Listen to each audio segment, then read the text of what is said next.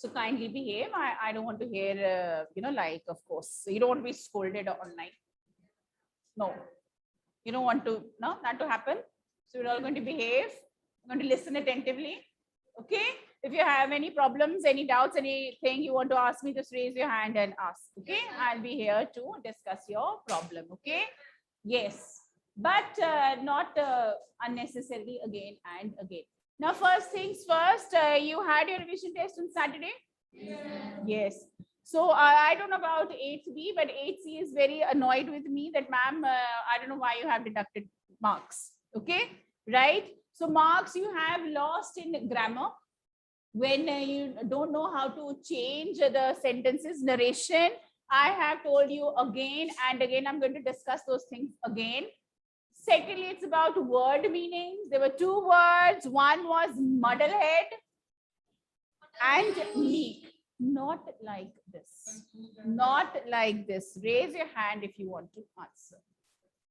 Okay. So muddlehead is a person who's confused. Yes. So forgetting things, keeping things over here and there. And a meek person is someone who is not very bold.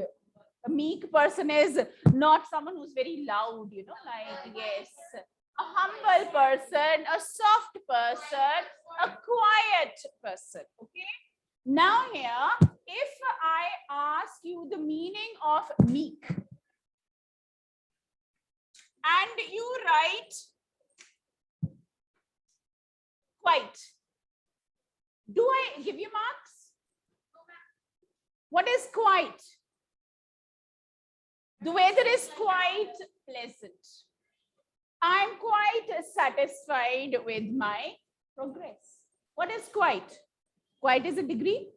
Yes. So, of course, yeah. And here, because you have made a spelling mistake, you wanted to write quiet. So, that is your mistake. You wrote it wrong. Yeah. You wanted to write for meek, you wanted to write a quiet person. But you just wrote quiet. Do you get marks for that? No, you will not get marks for that. Secondly, when it comes to diary entry, I don't know how many times I have discussed this, and maybe I'm not asking the spelling. I'm not, yes. Yeah, that is correct. Humble is correct. Someone is soft is there. A quiet person. But quiet what? Quiet what?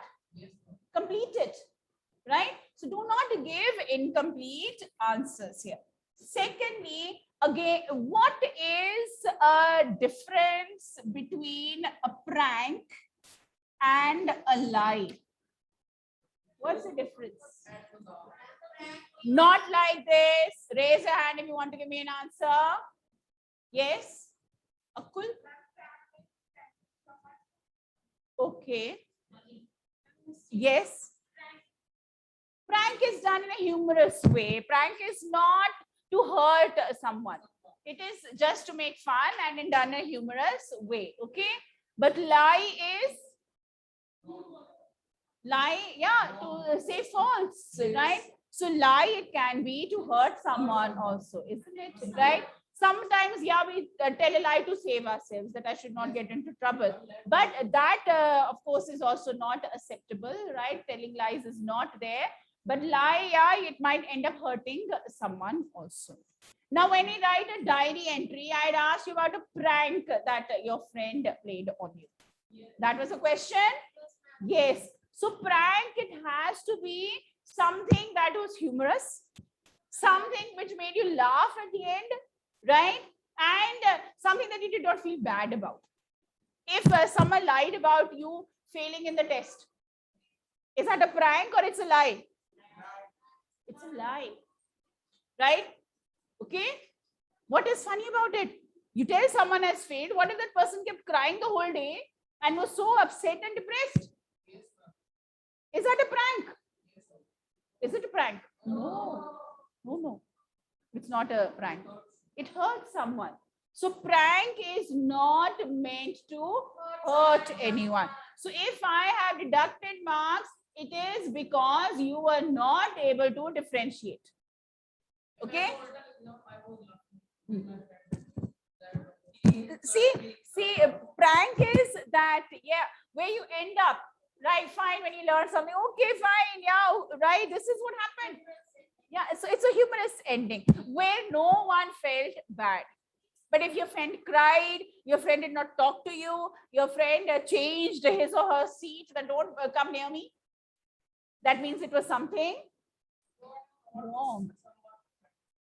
So yes, okay, fine. So you raise your hand when you want to ask something, okay? So offended, you've hurt someone, then it is not a prank. This is one basic difference.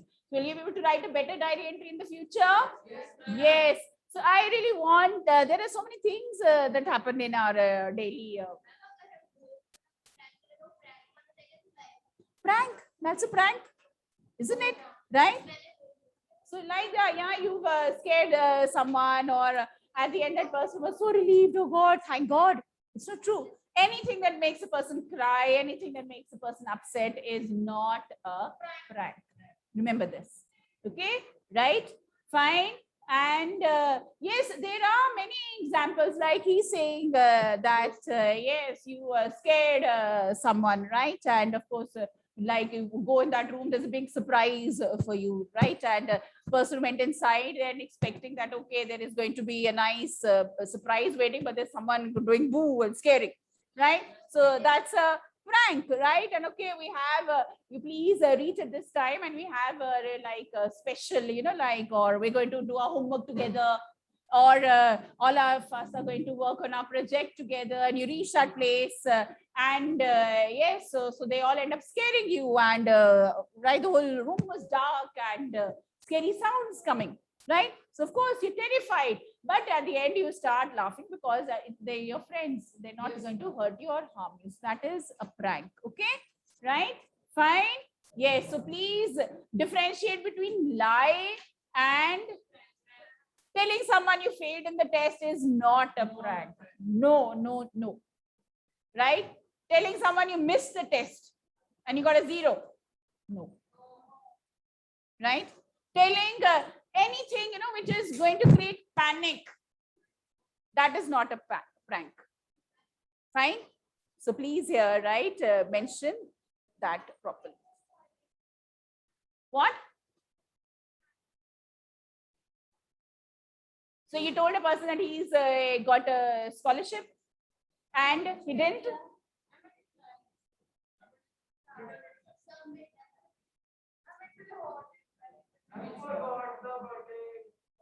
Yeah, that's a prank. You pretended, okay, I didn't like your best friend's birthday is there, and she's so excited that today my friend is good, but you have forgotten it. And you keep on ignoring her the whole day.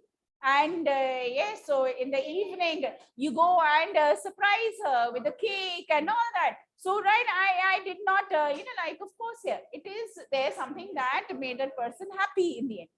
So that could be, yeah, that is a common prank. Okay, so I want you to write common pranks. Don't use your devil mind to think of something so uncommon. Okay, I know how clever and how smart you are, but here it is, please differentiate between a lie and a prank. Okay, yes. Now let us move to, so will you be able to write it? Yes, class 8C. Also, will you be able to write it? Yeah. Now here, let us move on to our revision. All of you take out your notebooks and let us do our writing skills.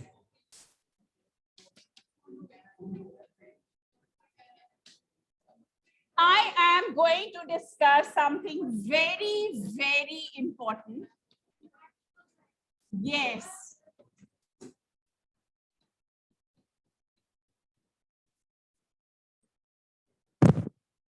Okay, someone tell me the format of an article. It is the title. Yes. And we have a byline. What does the byline include? It includes the name and the class. No. Writer. Who is writing that article? Okay, that is there. If you are writing the article, yeah. If I am writing this, okay, right?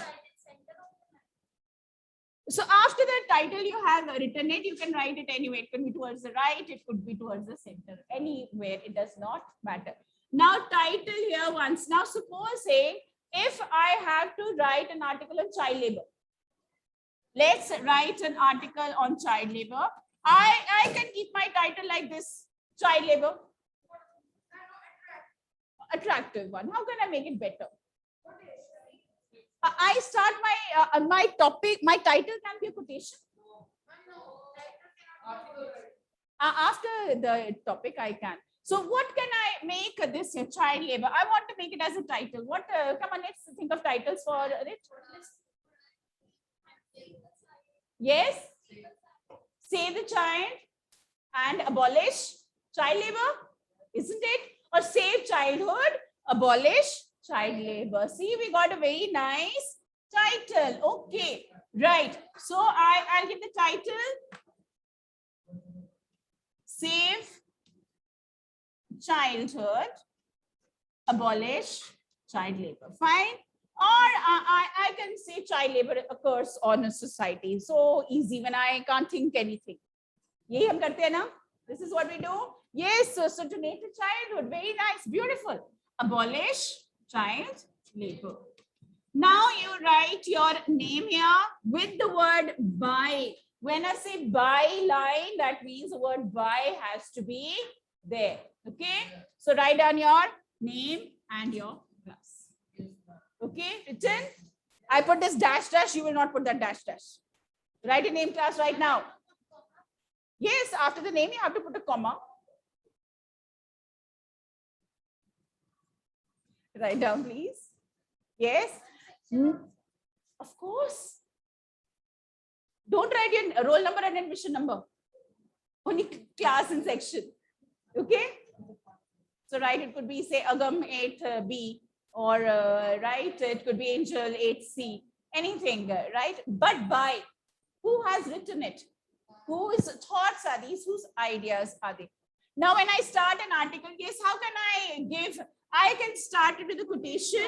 Okay. Now, and if you can't think of a quote, you can give an anecdote. You can talk about an incident. You can give statistics. Yes, so anecdote. What's an anecdote? But anecdote will become maybe too lengthy. Anecdote will become too lengthy. You might shorten it a little bit, right? So it's a disheartening sight to see young children working on, where do we find children working? Involved in child labor. Yes, so construction sites and factories. We have, yes, in homes also. We have in restaurants and dhabas, right? Working at the railway station, working at the bus stand, anywhere you can see them, right? Okay. We have them working in dangerous circumstances also. Yes, right. So they are there working under unhygienic conditions, and we see their appearance. We feel sorry for them. So you can start here with this. Okay. What is the purpose of an article? It is there to make people aware about an issue, about a problem here, right? It is not necessarily an article. It can be anything. I can give the importance of exercise, right? Eating a balanced, healthy diet. If you have to write an article on that. Okay. So child labor is one. I have a talk, maybe it is about online education, a revolution of technology or a blessing of technology. Yes, over there, can you sit straight? You, that boy, go on the last bench. Get up and move.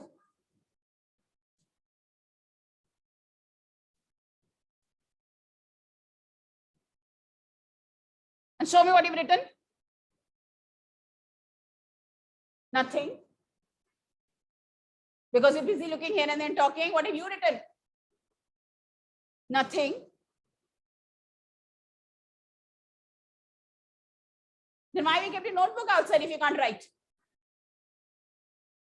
So I will start here. Generally, right?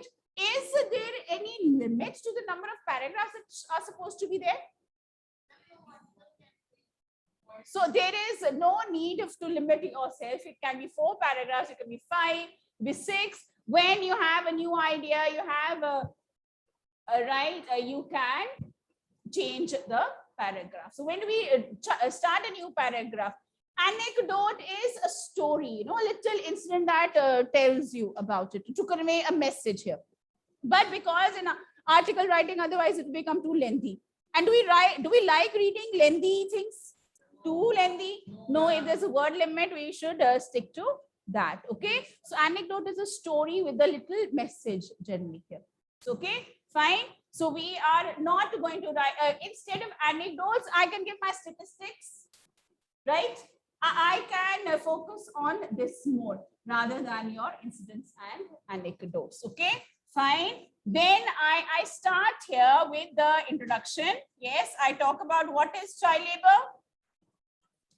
Yes, with my quotation, with my statistics, with that. You all know what is child. That is why I picked this topic, because you people are aware of it. You can give me inputs. Okay, so we can talk about child labor. What is child labor? Then my next paragraph, it could be, why do you think it happens? Why do you think we have children working as child labor? So it is why child labor. Yes, here.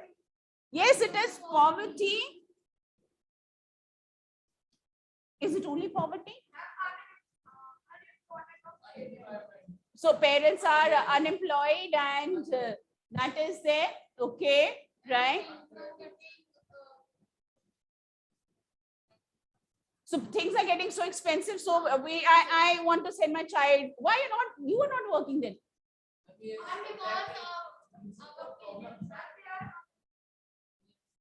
So it is here because of poverty, because of illiteracy. Isn't it? You sit straight. Sit straight. And don't turn your head again. It is because of illiteracy also.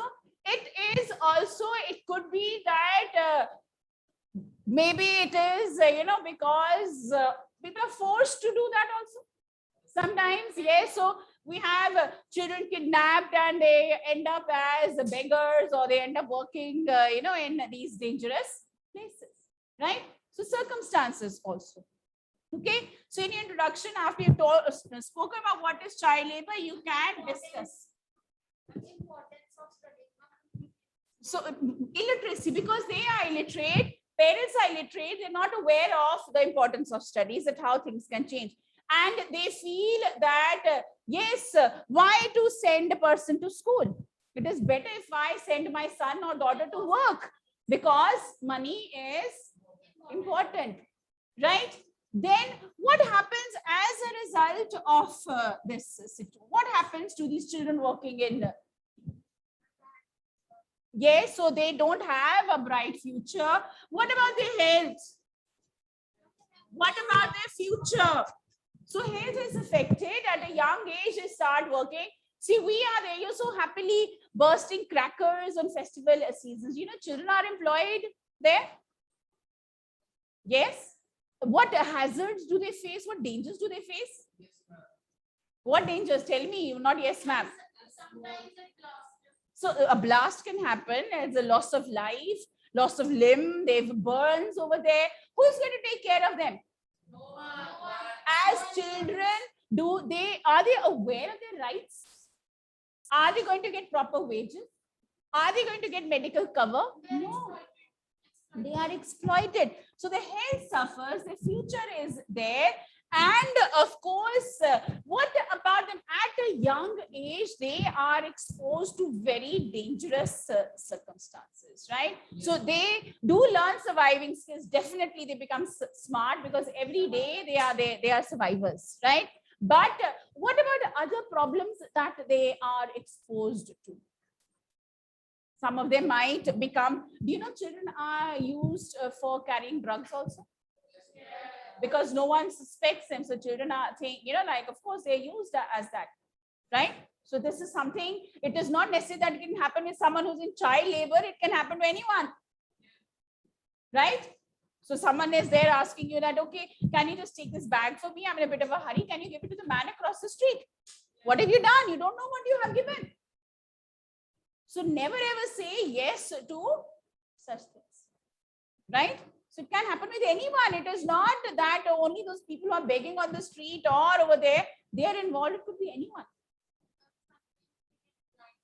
So because they are working under dangerous conditions. Do you know they're also involved in this, you know, like what do you call it, the cigarette folding there, and you have BDs and all, you have that, no? So if a child is there constantly around that, how long does it take for a child to fall into that habit? Imagine at a young age, a child is exposed to that habit. What health issues that person is going to have. So they are exposed to risks, they are exposed to dangerous circumstances. They might become victims of drug abuse. They might, you know, like, yes, they might take to, you know, like, yes, small crimes also, right? So, of course, this here is your most important paragraph. When you are discussing what is child labor, what are the consequences of child labor, right? So we have discussed here what is it. We can talk about the consequences over here. Then I come to my conclusion, right? So what is the conclusion here? That is how it can be stopped. Laws are there. Child labor has been abolished, right? We know that we have heard about the RTE, right to education. Education, okay? But is that what you can implement it? It should be strictly implemented. Children should not be made to work. A childhood is meant to be when you're supposed to grow, you're supposed to be healthy and happy. Your childhood should not be wasted, right? So the conclusion is that if you see, you know, like we have our domestic help coming to our homes. They come, domestic help comes or not, your maid come or not. Yes. And sometimes they bring a small child also. And the child might be 9 or 10 years, and they say that no, the article is not written like a speech. It is not at all like a speech. It is not written in points, it's written in paragraphs. Okay. Now here, let me just tell you here. So then comes the conclusion. What are the points that you have to remember when you write the article? It is not written in the first person. It is not written like a speech. We are not asking so many questions, maybe one odd question, right? Okay. That's it. Like in the speech, you have quite a few questions, right? You are involving the answers. We are not going to address the audience here in the article. We're not saying my dear friends and my dear students. Okay, right? Clear?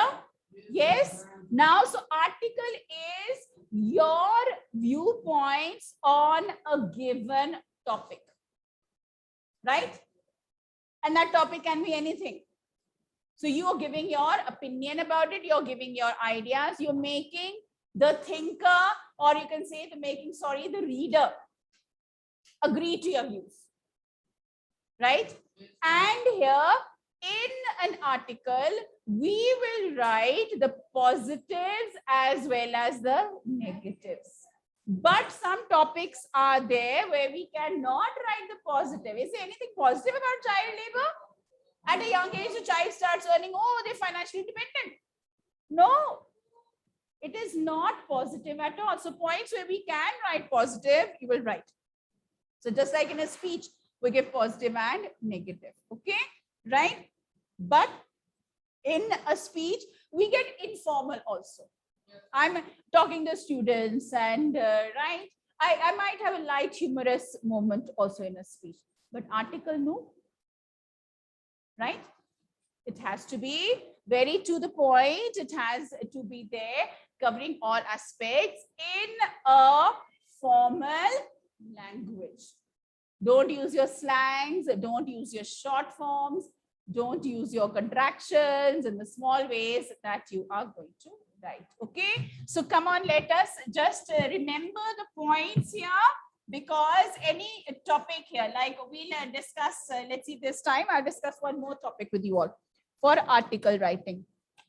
Article writing, what is it? I've given my topic, then I write my byline, I give my introduction, yes, I discuss the topic, right? I can give the positive and the negative. Then I talk about the conclusion. Now here, just because ma'am has written these 3 points, that does not mean you have to wind up everything in 3 paragraphs. Paragraphs can be more. I can have 2 paragraphs talking about the introduction. Word limit is 150 to 180 words. Okay? Right? So please do not try to exceed the word limit. Okay? So then comes the conclusion. Right? When I write my conclusion, it should make us think about the topic. Right? If it is something very serious, like we're talking about child labor. If I'm talking about saving the environment. Right? Yes. So yeah, so about the global warming and things like that. Okay? Please. And we are not writing thank you, goodbye, good afternoon over here. Article does not have that. No salutation, nothing. Okay? No thank you also. Some people write a thank you in the end, but we don't. Some people do, but we're not writing. Okay? So here, yes, the word limit is 150 to 180 words, or you might be given lesser. Okay? So 120 to 150 words. And article is very, very different from a speech.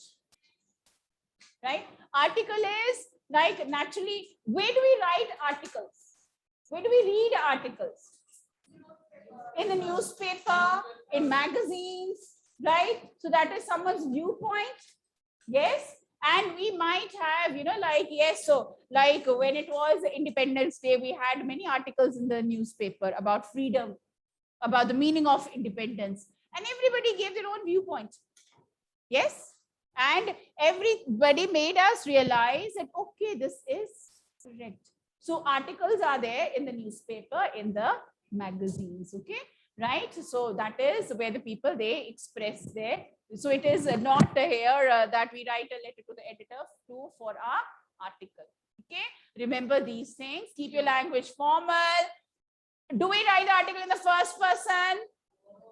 No. Right? And maybe one odd, like, yes, you might have an example where it might be about an experience that you are talking about. You have to write an article about that, then it could be. But generally, it is not. Okay? Right? Any doubts, any questions, anyone?